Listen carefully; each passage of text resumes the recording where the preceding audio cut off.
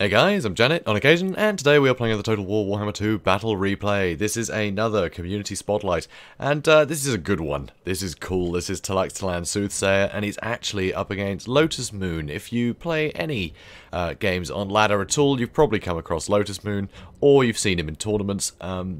He's a ruddy good elf player. So this is an elf versus elf match. It's wood elves against dark elves, and it is a cool one. This is a masterclass in tactics from both sides here. It is great. So here you can see Way Watchers in the front. Way Watchers can kill anything. They're crazy good at killing things. Very low armor, got to keep them safe. If they get charged, if they get attacked, if they get shot at, they're going to die very quickly, so you need to keep them safe, but they have massive range at 190, and that armor-piercing missile damage is ridiculous. Also, combined with the Glade Lord, I know, it's a classic, use the Prey of Anathema, which is this ability down here. It'll net things down, it'll stop them moving for 16 seconds, and they take 22% extra damage from missiles. I mean, when you're doing 33 damage and a ton of armor piercing with every arrow, it's going to add up very, very fast. So it's a classic. It's a classic combo. But he's also got Spell Singer of Life. Usually you often see these, gladies on a dragon. No, just on a horse. You know, nice and mobile, not a big target, not too expensive either. Because really, you just need the Prey of Anathema. That's what you have her for. So just keep her safe. So you just need a mobile. Same thing here. You just want the mobile. You don't want your Spell Singer to get caught out. So very, very nippy on this horse, which is great. And yeah, just Earthblood, just to heal things up. That's all you need, nice and cheap. So, 4 Wild Riders in the back. No shields though, which, you know, that's 400 it would cost to give them all shields, which is a fair bit. I mean, that's, you know, almost enough for some Dryads. So he has got a couple of Dryads. He's got some Eternal Guard dotted around. Some more back there. So he's got a good spread of infantry, some very elite killing archers, and also just a ton of cavalry just to plug up gaps and react to things incredibly fast. They are super quick, amazing charge bonuses. They can get a lot of work done very quickly.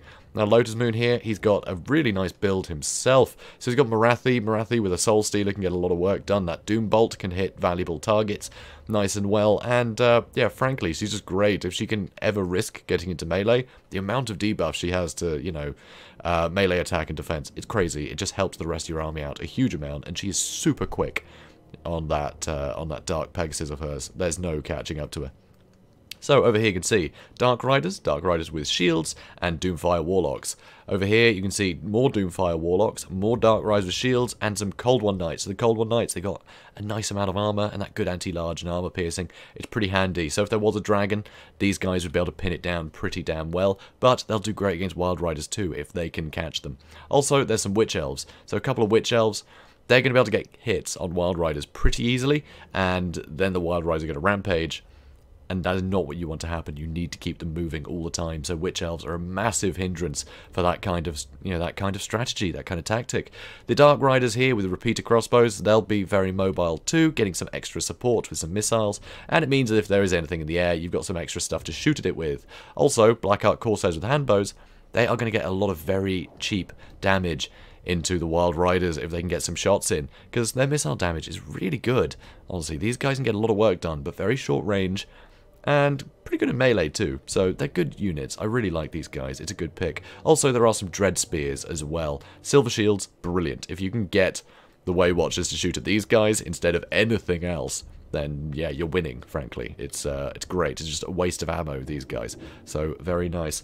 So, speeding things up, you can see first off, the Way Watchers are trying to get some damage into the Corsair handbows, knowing that they are going to get a lot of very good value if they can get in range of the Wild Riders, which at some point, they're going to be able to, because at some point these two lines are going to have to clash, and they're going to be right behind the Dark Elf lines when that happens, so you want to whittle them down.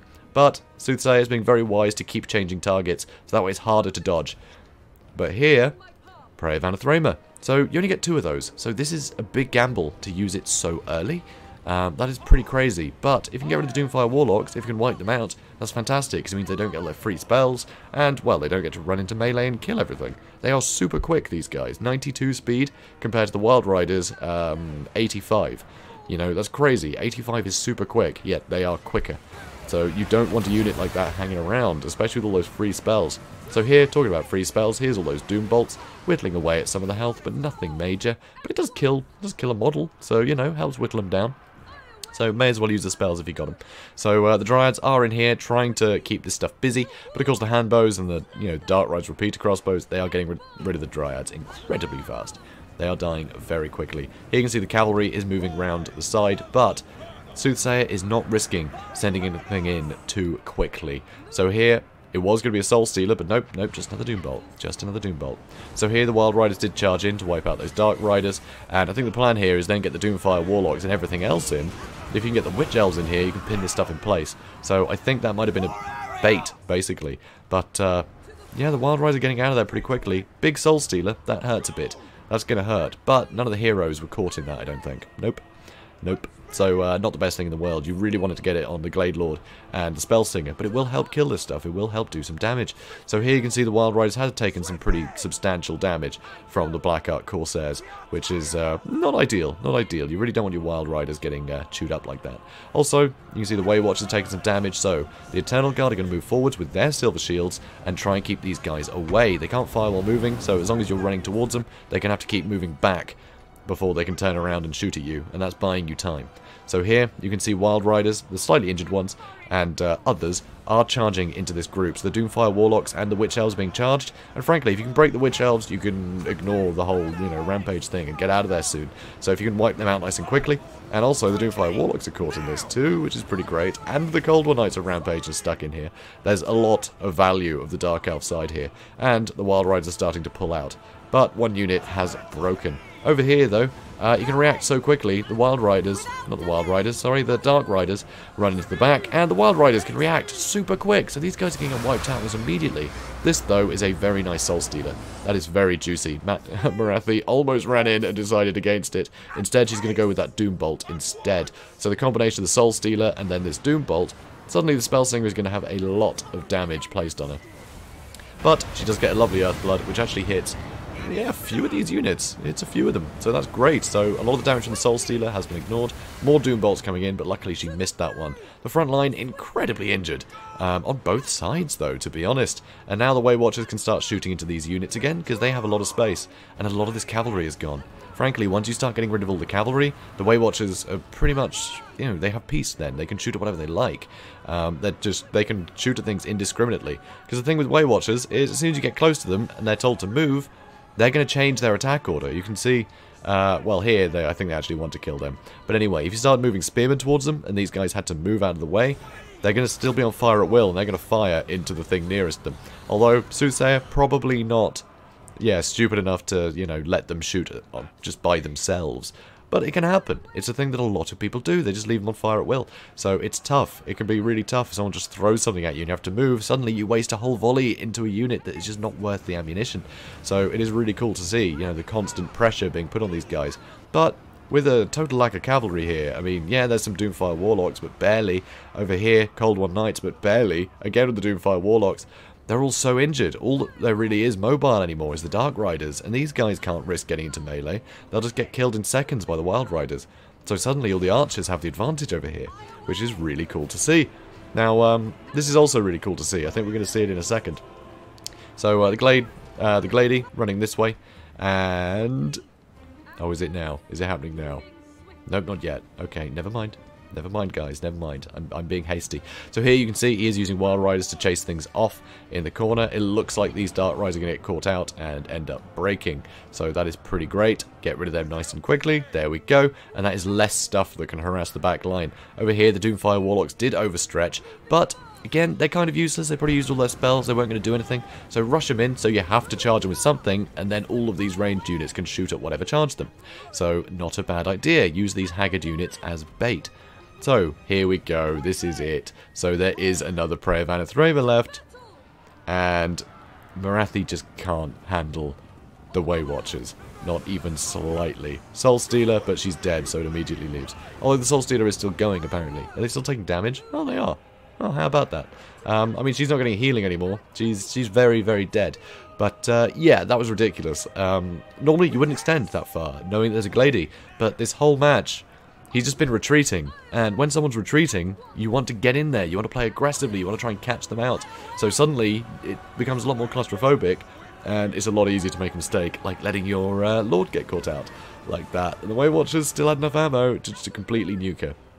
Now here, this is interesting, because, yeah, with the Lord just dying, morale's not going to be great, and all this archer fire, because everything's clumped up. Every time they're firing, it's hitting something. It's doing a lot of damage, but also it's hitting all of these guys with a leadership penalty for being shot at. And none of them are happy about their flanks, because there are Wild Riders just circling. The Wild Riders aren't even charging in. They are just circling. He doesn't want to waste them. He doesn't want to get anything caught out that he doesn't want to get caught out. So he's just letting things break and then chasing them off one unit at a time. Which is just callous, frankly. That is beautiful. It's just... I mean, it's just they sense weakness and they're going for it. It's brutal. Absolutely brutal. But just so considered. I mean, at that point, I'd be like, quick! Mosh pit! Charge in! But no. No, he's like, nope, they're going to break. And I'm just going to get them as they peel off. So they can't come back. I'm not going to lose units, you know, that I don't need to. I'm going to keep calm, and I'm just going to attack the stuff that can't fight back, which is absolutely brutal. But frankly, you know, Wood Elves versus Dark Elves, there's bound to be that. There's a lot of bad blood between them, so it's pretty damn cool. But this was absolute textbook play. I mean, Lotus Moon, apart from letting Morathi get overextended, which, I mean, the whole playstyle of Soothsayer in this one was kind of baiting him into that false sense of security, always being on the retreat, you know, sacrificing units as he went. It was rough, you know. It makes you think, right, quick, got to get on top of them quickly, because I'm just taking all this arrow fire.